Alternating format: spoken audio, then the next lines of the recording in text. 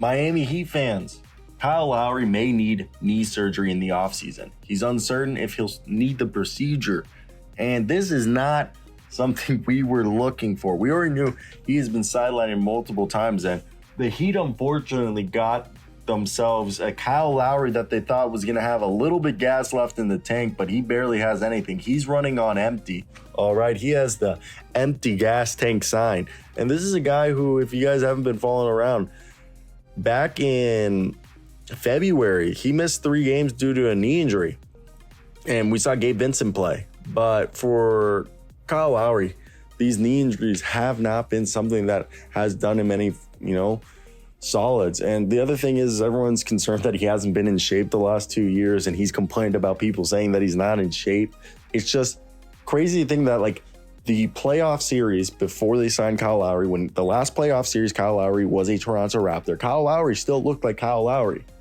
But going to Miami, he has not looked like that. And the thing is Miami is known for being one of the best conditioning. Like, they have one of the hardest conditioning tests because of Pat Riley. Like, Pat Riley is known for having one of the best conditioned basketball teams in the league. And Kyle Lowry just always looks out of it. Like, I don't want to say he's out of shape, but he just doesn't look like he has it. It's like in one offseason, his body just gave up on him. And at this point, if I'm the Miami Heat, I mean, if they somehow win, even if they won the championship, they got to get rid of Kyle Lowry.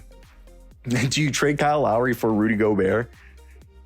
I feel like you could call up the Timberwolves and be like, hey, we know nobody likes Rudy Gobert. We don't really want Kyle Lowry. You want to take Kyle Lowry's contract? Or do you call up like a team? I don't even know what you do right there. I mean, you try to do a sign and trade with the Mavs. Kyrie Irving, we'll give you 2 first round. We'll give you all the first round picks you gave up for the Kristaps Porzingis and the Kyrie Irving trade, plus Kyle Lowry for Kyrie in a sign and trade. I just think at this point, regardless if they do win the championship or go on this deep playoff run, Jimmy Butler needs something more. Like, I'd rather have John Wall than Kyle Lowry. And that's something that I couldn't believe that they didn't go out and get themselves John Wall. He was sitting there. You're telling me, like, I love Gabe Vincent, but you're telling me that you couldn't bring somebody in like a John Wall or somebody to, further it for our guy?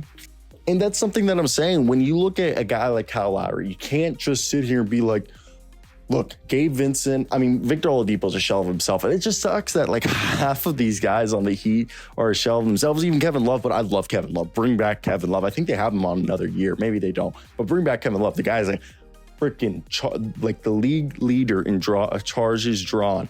And he didn't start drawing all these charges until he went to Miami. The only person in front of him, I think, is like Jaden McDaniels or something. But it's ridiculous when you look at, it might be Jared Vanderbilt, somebody.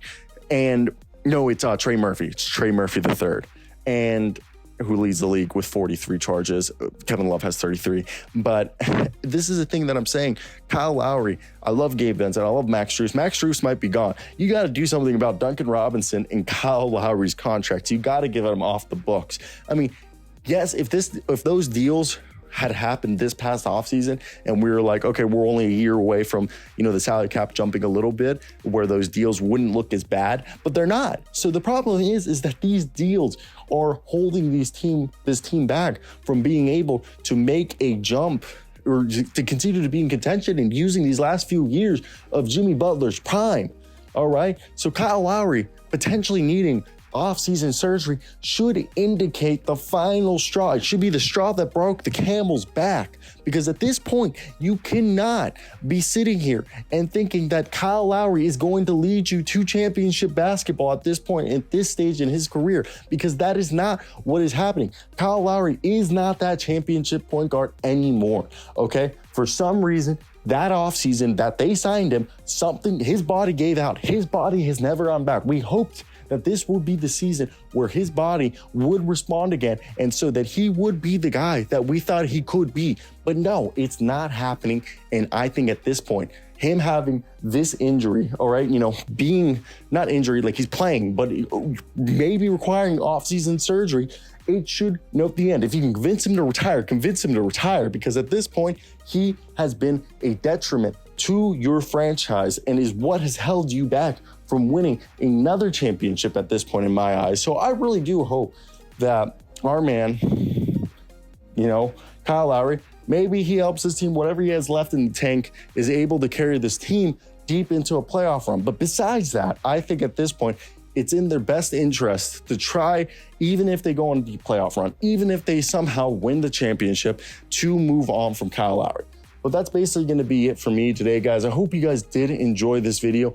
Like, comment, subscribe. We're going to do all that good jazz. We're on the way to 20,000. So if you guys do want to help support the channel, just hit that subscribe button. But I'm going to peace out. Goodbye.